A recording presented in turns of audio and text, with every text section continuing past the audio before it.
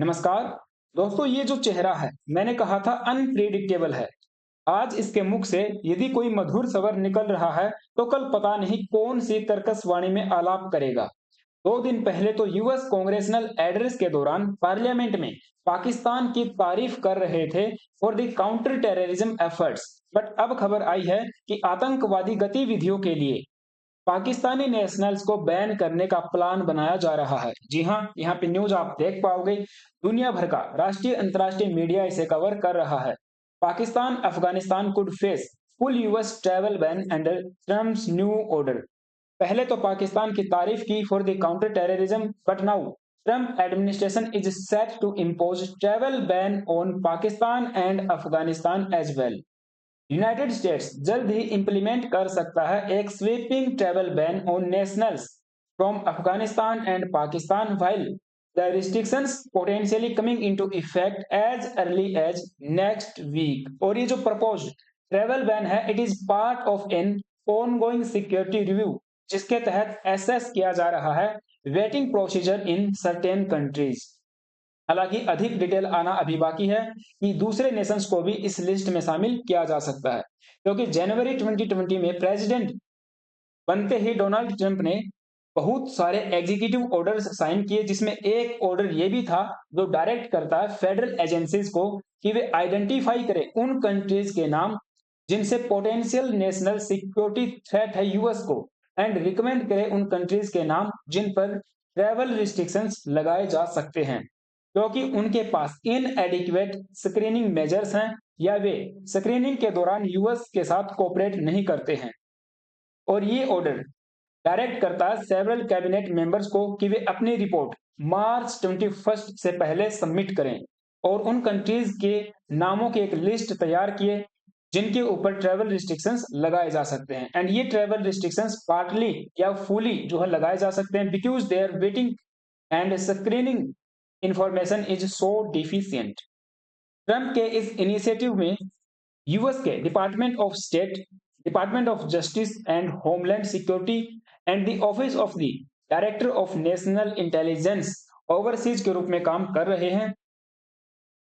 हालांकि इन्होंने इस रिसेंट डेवलपमेंट पे किसी भी प्रकार का कमेंट करने से इनकार किया है, लेकिन ये तो जग जाहिर है कि ट्रंप का ये जो डायरेक्टिव है, it is part of an illegal immigration crackdown जो इन्होंने लॉन्च किया था सेकंड टर्म के शुरू होते ही। And he previewed his plan in an October 2023 speech, जिसमें इन्होंने प्लेस किया था कि ये रिस्ट्रिक्ट करेंगे people from Gaza Strip, Libya, Somalia, Syria, Yemen and anywhere else that threatens our security.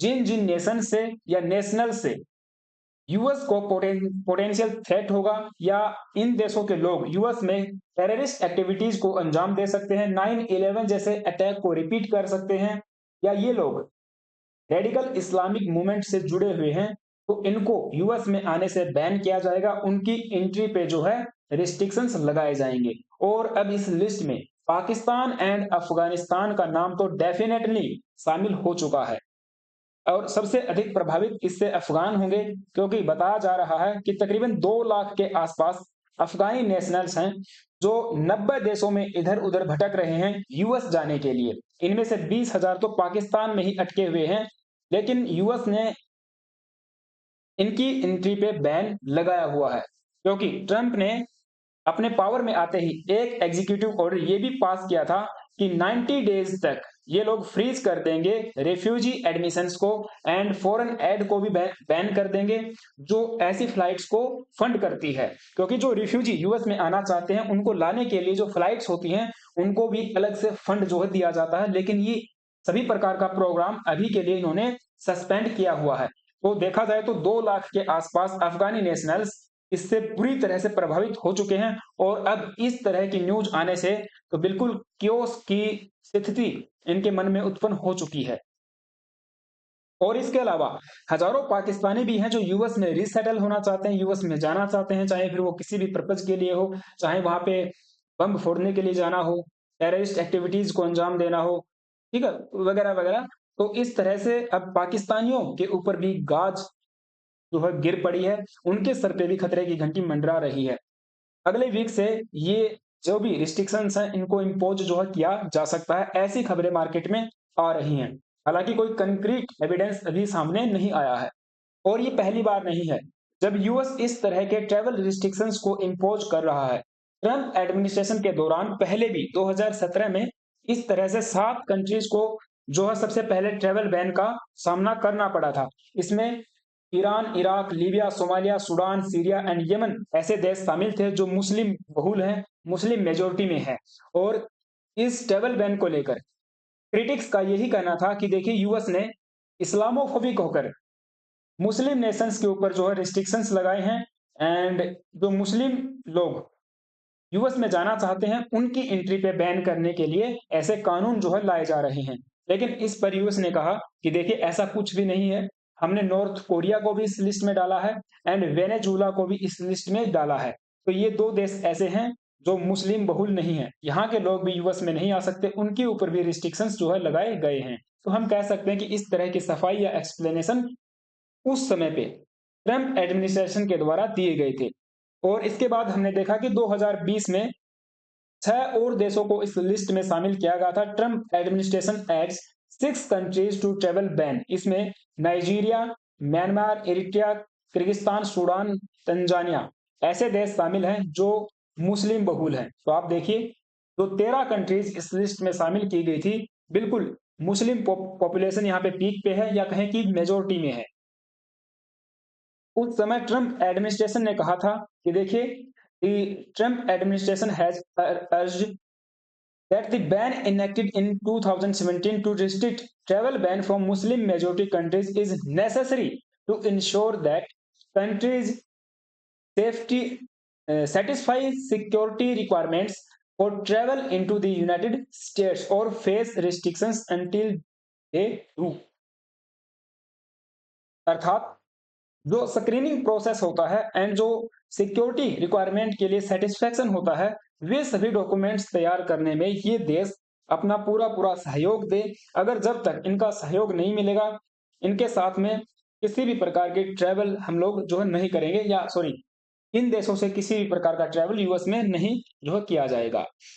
अब देखिए यूएस के जो प्रेसिडेंट डोनाल्ड ट्रंप है वे कई बार कह चुके हैं कि यूएस के जो नेशनल्स हैं उनकी प्रायोरिटी, उनकी सेफ्टी की प्रायोरिटी सबसे पहले है एंड हर हालातों में ये यूएस के नेशनल्स को रेडिकल इस्लामिक ताकतों से बचाकर रखेंगे।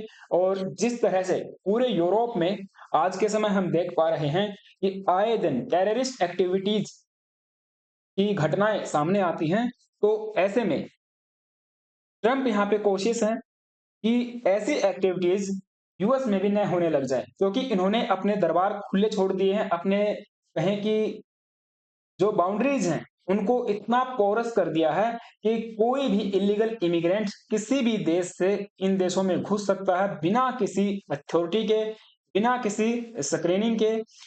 किसी को नहीं पता कि उनका पास्ट जो है रिकॉर्ड कैसा है, कि क्या वे किसी आतंकवादी संगठन से जुड़े हुए हैं या किसी आतंकवादी गतिविधियों में लिप्त थे। तो ऐसे में वे जर्मनी में, फ्रांस में, यूके में, यूरोपियन कंट्रीज में आते हैं और वहां पे आराम से अपने एजेंडा को प्रोपेगेट करते हैं एंड जो उनकी मानसिकता है, जो उनकी विचारधारा है और जो वे करना चाहते हैं वे आराम से कर लेते हैं। तो ऐसे में यूएस चाहता है कि ऐसा हमारे देश में न हो, इसीलिए इलीगल इमिग्रेंट्स पे क्रैक डाउन करना इनका सबसे पहला काम था और इनका एक चुनावी एजेंडा भी था जिसको ये इम्प्लीमेंट कर रहे हैं। ठीक है, हम बात करेंगे लेकिन उससे पहले एक छोटी सी रिक्वेस्ट है, एक जो है लाइक करना, एक सब्सक्राइब करना यदि आप चैनल पे नए आए हो तो, और एक वीडियो को। ठीक है, तो ट्रंप ने जो है इलीगल इमिग्रेंट्स के ऊपर क्रैक डाउन करना शुरू कर दिया है और इसमें हमने देखा कि भारत में भी बहुत सारे इलीगल इमिग्रेंट्स को लाया गया, इवन उनको बेड़ियों में और हथकड़ियों में बांध के लाया गया था। तो इस पर इंडिया में भी काफी पॉलिटिकल रो इरेप्ट हुआ था, हमारी गवर्नमेंट एंड अपोजिशन आपस में भिड़ गए थे। ठीक है, वो सब होता रहता है। तो इस तरह से दूसरे जो देश हैं उनके इलीगल इमिग्रेंट्स को भी इन्होंने वापस जो है भेजा था, क्योंकि ट्रंप अपने नेशनल्स की सिक्योरिटी इंश्योर करना चाहते हैं। ठीक है, और व्हाइट हाउस ने भी जो है एक स्टेटमेंट इशू किया है, आप देख सकते हो, एक रिपोर्ट पेश की है, आप इसको जाके पढ़ भी सकते हो। Protecting the United states from the foreign terrorist and other national security and the public safety threats. ठीक, सो ये छोटी सी डेवलपमेंट मार्केट में थी। आई होप कि आपको सारी बातें समझ में आई होंगी। आपका क्या ओपिनियन है कि क्यों ट्रम्प ऐसा कर रहे हैं और क्या इनका ये करना सही है या गलत है? मुझे कमेंट बॉक्स में जरूर बताना, आपकी राय मैं जानना चाहूंगा। एंड हाँ, चैनल पे नए आए हो तो फिर से एक वही रिक्वेस्ट है, एक सब्सक्राइब करना और एक वीडियो को लाइक करना। Thank you, have a nice day.